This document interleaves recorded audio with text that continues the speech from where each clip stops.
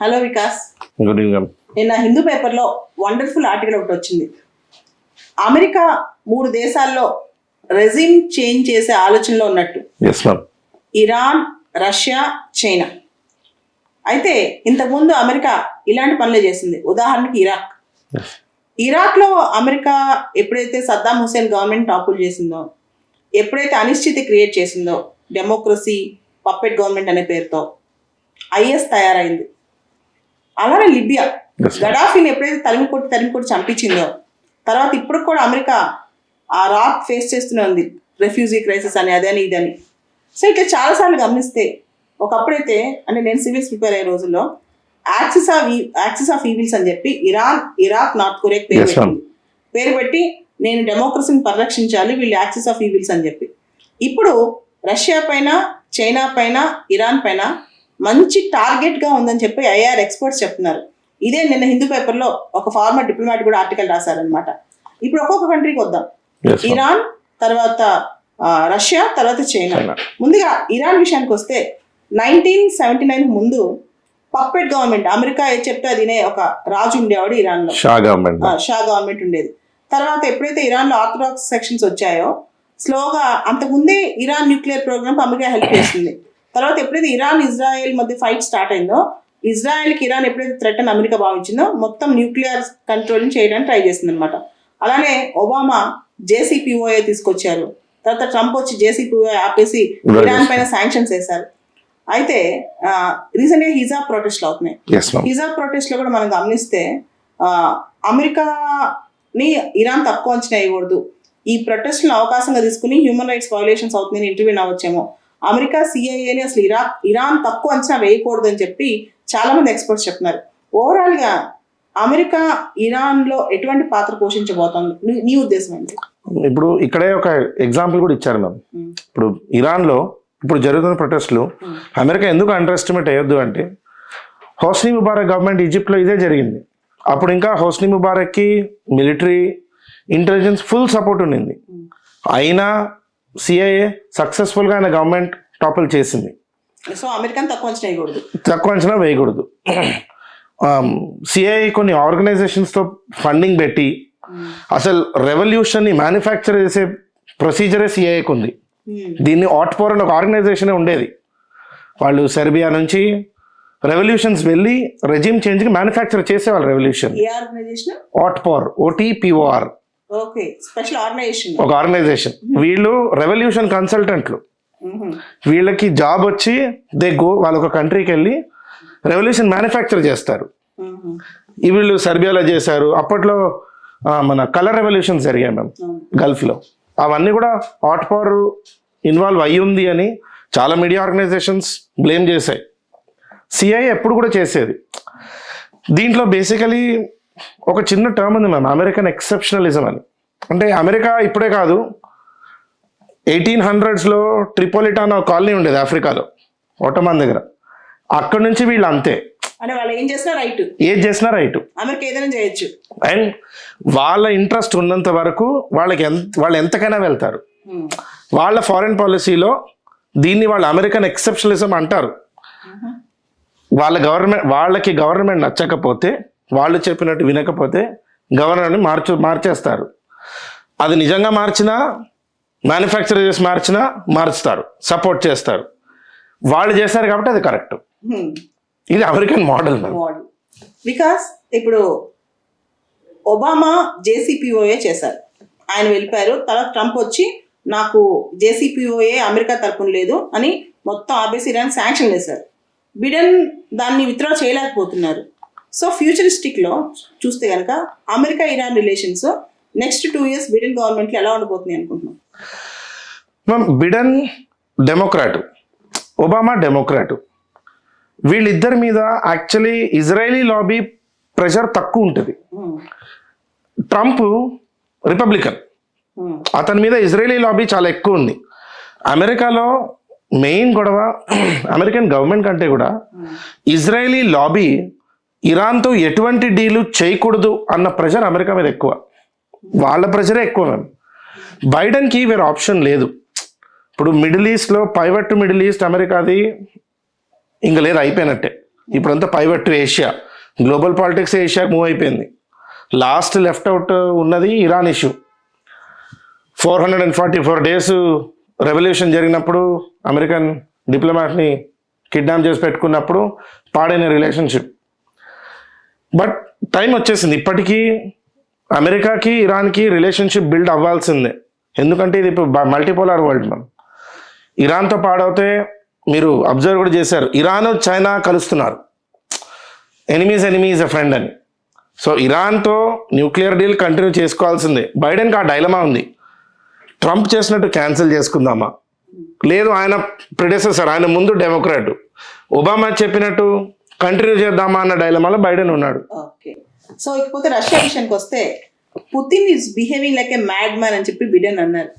అదేవిధంగా వరల్డ్లో ఉక్రెయిన్ యుద్ధంలో న్యూక్లియర్ థ్రెట్ స్టార్ట్ అయింది ఆల్మోస్ట్. ఇంకా అదొకటే మిగిలిందని చెప్పుకోవచ్చు. అదేవిధంగా రష్యా కూడా ఉక్రెయిన్ వార్ అంత టేస్టీగా లేదు ఇప్పుడు. It is in bad taste అవుతుంది.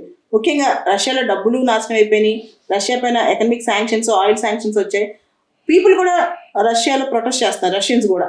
ఓకే, దాంతోపాటు రష్యన్ ఫ్రెండ్స్ కూడా ఈ వార్ని అంత హ్యాపీగా తీసుకోవట్లేదు, ఎందుకంటే గ్లోబల్ ఎకానమీ రష్యన్లోకి వెళ్ళబోతోంది. ఆల్మోస్ట్ రష్యా ఉక్రెయిన్ వార్ వల్ల చాలా కష్టాలు పడుతున్నారు.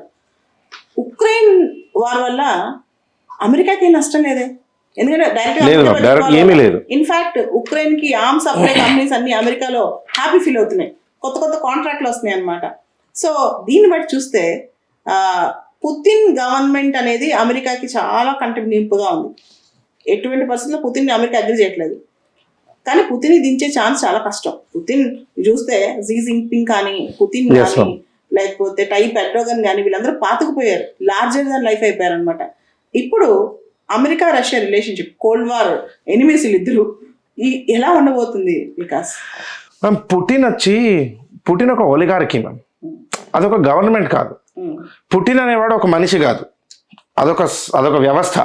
ఇందులో ఒక 10 మంది బిజినెస్ మెన్లు, వాళ్ళ సొంత ఇంట్రెస్ట్లు, వాళ్ళందరికీ ఫేస్లో ఉన్న రిప్రజెంటేటివ్ పుతిన్. అలా పుతిన్ని దింపాలి అంటే రష్యాలో ఉన్న బిజినెస్లు అన్నింటిని ఒకటేసారి దింపాలి. అది అంత ఈజీగా అయ్యే పని కాదని అమెరికాకి చాలా బాగా తెలుసు. అయితే పుతిన్ ఇప్పుడు యుక్రెయిన్ వార్లో చేసిన మిస్టేక్ మ్యామ్, గోర్బచేవ్ ఏదైతే ఆఫ్ఘనిస్తాన్లో చేశాడు అదే. గెలవలేని యుద్ధం స్టార్ట్ చేసేసాడు. ఇప్పుడు వెనక్కి వచ్చాడంటే ఇమేజ్ పాడవుతుంది, గోర్బచేవ్ గవర్నమెంట్ పడిపోతుంది. కంటిన్యూ చేశాడంటే ఎకనామీ ఇంకా దెబ్బతింటటి, ఇంకా అంతే. పుతిన్ ఇరుక్కున్నాడు మధ్యలో. దీన్ని ఎలా రిజాల్వ్ చేయాలి అని పుతిన్కి తెలియదు. ఓన్లీ సొల్యూషన్ మ్యామ్ నెగోషియేషన్, అమెరికాతో డీల్ చేసుకుని. ఎందుకంటే అమెరికాకి స్వతహాగా నష్టం లేదు. రేపు యుక్రెయిన్ ఓడిపోయినా, యుక్రెయిన్ గెలిచినా, యుక్రెయిన్ రీబిల్డ్ అయ్యేటప్పుడు అమెరికన్ కంపెనీస్కే కాంట్రాక్ట్ వెళ్తుంది, అట్లా అమెరికాకి బెనిఫిటే. ఈ వార్లో మాత్రం అందుకే అమెరికా డైరెక్ట్గా ఇన్వాల్వ్ అవ్వట్లేదు, ఆర్మ్ సప్లై చేసి ఎస్కేప్ అయిపోయింది. పుతిన్ సెల్ఫ్ డిస్ట్రక్షన్ మోడ్లో వెళ్ళిపోయాడు. గుడ్. ఇప్పుడు చైనా విషయానికి వస్తే, చైనాలో కమ్యూనిజం పాతుకుపోయింది. Chinese communist party 20th congress కూడా మనకు జరిగింది. చైనాలో కమ్యూనిస్ట్ పార్టీలో 90 మిలియన్ల మంది ఉన్నారు, అంటే దాదాపు 9 కోట్ల మంది. సెకండ్ లార్జెస్ట్ ఎకానమీ చైనా ప్రపంచంలో. దాంతోపాటు China military power, Chinese power రోజు పెరుగుతుంది కానీ తగ్గట్లేదు. కమ్యూనిస్ట్ పార్టీని ప్రజలు ఎందుకు యాక్సెప్ట్ చేస్తున్నారంటే, దానివల్ల పావర్టీ తగ్గింది, స్టాండ్ ఆఫ్ లివింగ్ పెరిగింది పీపుల్కి, వాళ్ళు క్వశ్చన్ చేయలేకపోతున్నారు. సో ప్రాస్పరిటీ ఉన్నంత కాలం పీపుల్ కమ్యూనిస్ట్ గవర్నమెంట్ని క్వశ్చన్ చేయరు. అదేవిధంగా డొనాల్డ్ ట్రంప్ టైంలో చైనాకి అమెరికాకి మధ్య ఒక ఆర్థికపరమైన యుద్ధమే జరిగింది. బిడెన్ దానిలో కూడా ఇరుక్కుపోయాడు, అది కంటిన్యూ చేద్దామా, ఎలా రిజాల్వ్ చేద్దామని చెప్పి. ఓవరాల్గా రష్యా కానీ చైనా కానీ చూస్తే ఎకనామికల్గా క్యాపిటలిస్ట్ మోడల్ ఫాలో అవుతున్నారు, పొలిటికల్గా మాత్రం కమ్యూనిస్ట్ మోడల్ ఫాలో అవుతున్నారు. సో దీన్ని ఇప్పుడు అమెరికా ఎలా హ్యాండిల్ చేయాలి? ముఖ్యంగా చైనాలో రూల్ చేంజ్ అనేది కంప్లీట్లీ ఇంపాసిబుల్ అనమాట. కానీ అమెరికాకి మాత్రం షీ జిన్పింగ్ రూల్ ఇష్టం లేదు. సో అలానే చైనా తైవాన్ పాలసీ కానీ, చైనా హాంకాంగ్ పాలసీ కానీ, ఎందుకంటే అమెరికా ఎన్ని చెప్పినా బేసికల్గా ఓటరీ ఆఫ్ డెమోక్రసీ. ఈ టైంలో అమెరికా చైనా రిలేషన్స్ ఎలా ఉండబోతున్నాయి? అమెరికాకి జీ జిన్పింగ్ పడదు, ఎందుకంటే జీ జిన్పింగ్ అమెరికాకి ఈక్వలెంట్గా చైనాని కంపీట్ చేస్తున్నాడు. అమెరికన్ ఎక్సెప్షనలిజం అనగా దానికి డైరెక్ట్గా వీడు చైనీస్ ఎక్సెప్షనలిజం తీసుకొస్తున్నాడు. అందుకే ఇప్పుడు ప్రస్తుతం మీరు లాస్ట్ 2 years అబ్జర్వ్ చేస్తే America was doing testing water diplomacy. ముందు హాంకాంగ్లో టెస్ట్ చేసింది, అంటే చైనా ఎంతవరకు వెళ్తుంది అని ట్రై చేశారు. తర్వాత టైవాన్తో ట్రై చేశారు, చైనా ఎంతవరకు వెళ్తుంది అని. చైనా చూపించింది ఎంతవరకు వెళ్తానండి. అది క్లియర్గా అమెరికాకి అర్థమైపోయింది. అమెరికా ఎంతవరకు వెళ్ళినా చైనా అంత ఎక్స్టెంట్ కూడా వెళ్తుంది, ఇది న్యూక్లియర్ దాకా వెళ్ళాలనుకున్నా వెళ్ళగలుగుతుంది అన్నది క్లారిటీ వచ్చేసింది. సో ఇప్పుడు యాక్చువల్లీ డైరెక్ట్గా రెజిమ్ చేంజ్ చేయడం చాలా కష్టం. ఇది ఈ వారం జరిగిన చైనీస్ పీపుల్స్ కాంగ్రెస్లో క్లియర్ అయిపోయింది. పాత ఓల్డ్ గార్డ్ అందరూ తీసేశారు, వెన్ జియాబావ్, హూ జింతా వాళ్ళందరూ తీసేశారు.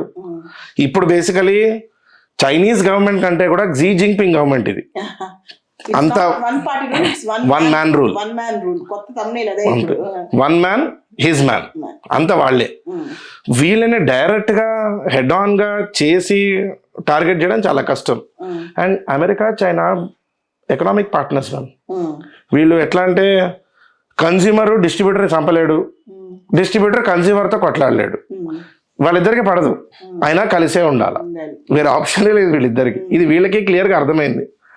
They tried everything. Asia Pacific try చేశారు, హాంకాంగ్ ట్రై చేశారు, టైవాన్ ట్రై చేశారు. అంటే ఇప్పుడు క్వాడ్ ఉంది, ఆకస్ ఉంది, చైనాని కౌంటర్ చేయడానికి అమెరికా చాలా కష్టాలు పడుతుంది. ఇప్పుడు మిడిల్ ఈస్ట్ క్వాడ్ అంటున్నాం, ITU2 అంటున్నాం, కానీ చైనాని డైరెక్ట్ గా ఫేస్ చేసే శక్తి మాత్రం అమెరికాకి లేదు. లేదు మ్యామ్.